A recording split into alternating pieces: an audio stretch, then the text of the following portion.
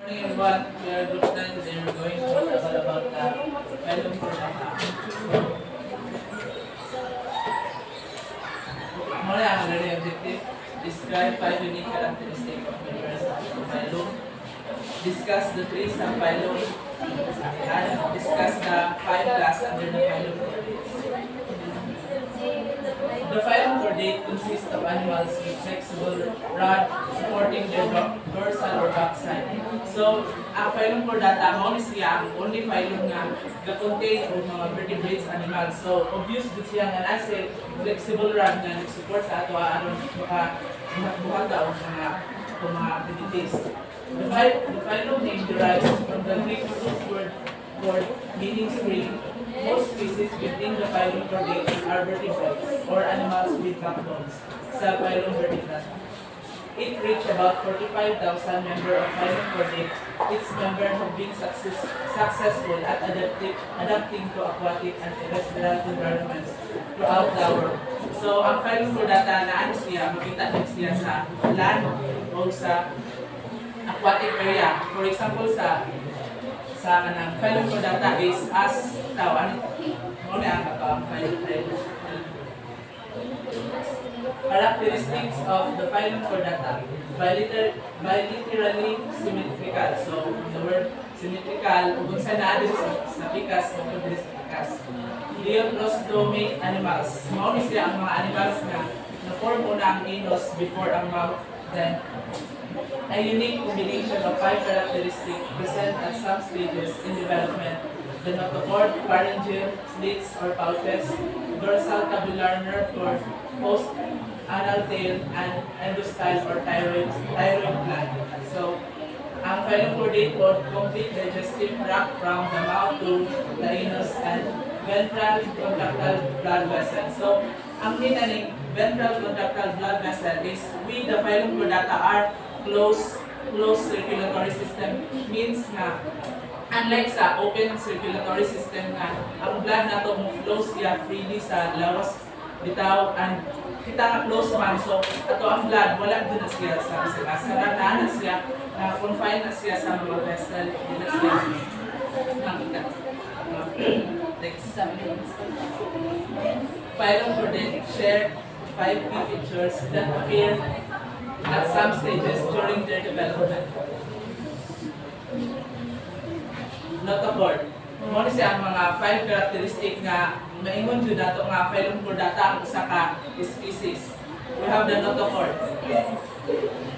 It is an inner rod with a bundle of nerves running down that supports an animal and runs its entire body. It is flexible enough to allow lateral bending.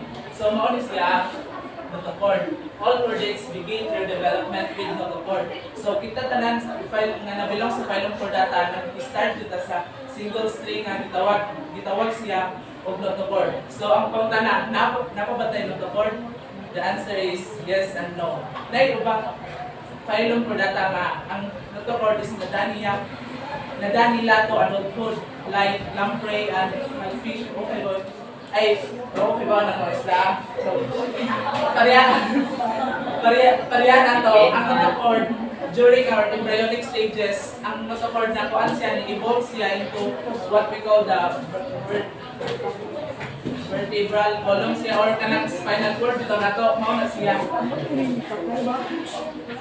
Next is we have the post-anal tail, a muscular tail extending beyond the anus.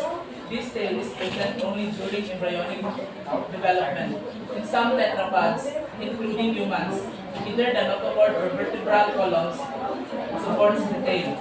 So this post-anal tail is present in some tetrapods. Tetra means 4 and pods means limbic.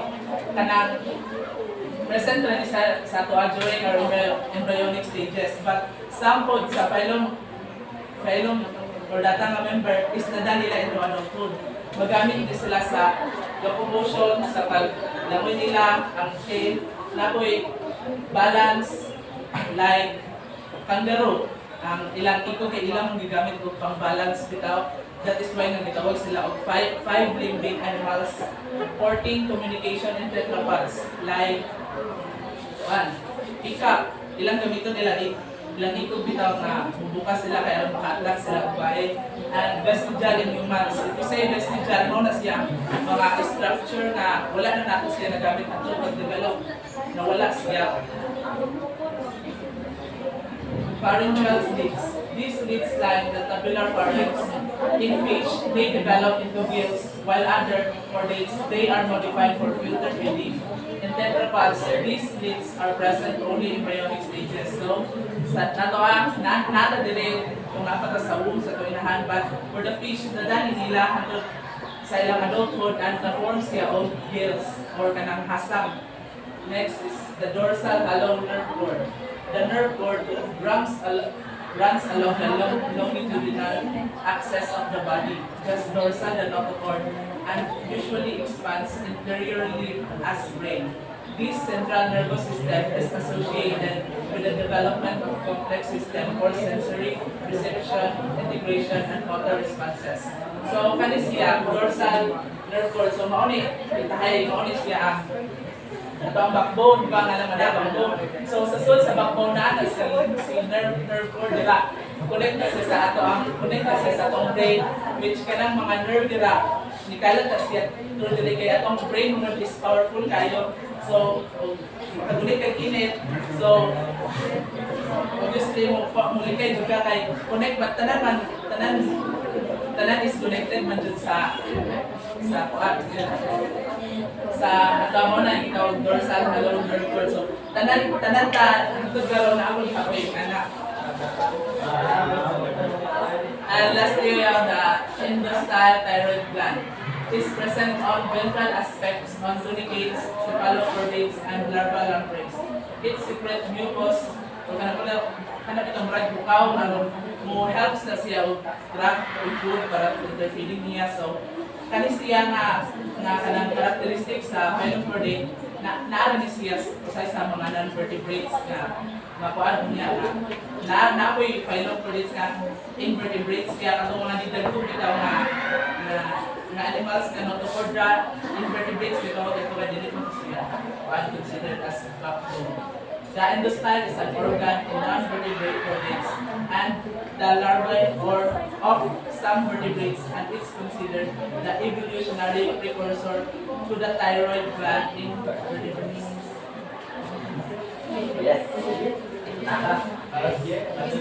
Ang pagbawat mayroon po ng species ay sumatik fresh carnivorous or carnivorous. So, mauni ang carnivorous is mukaan o mga magdamot. So, ang carnivorous is mukaan o mga meat. So, oviparous is mauni ang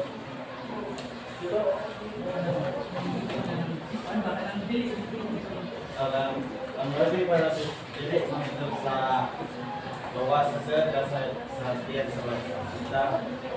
So, ang oviparous is mangitlog sa lawas sa asa plus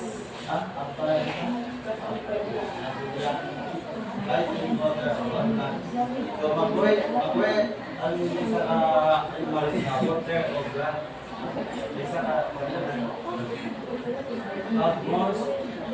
moist paano sila ng amis basta ka sila amis kayo na isang balik tapos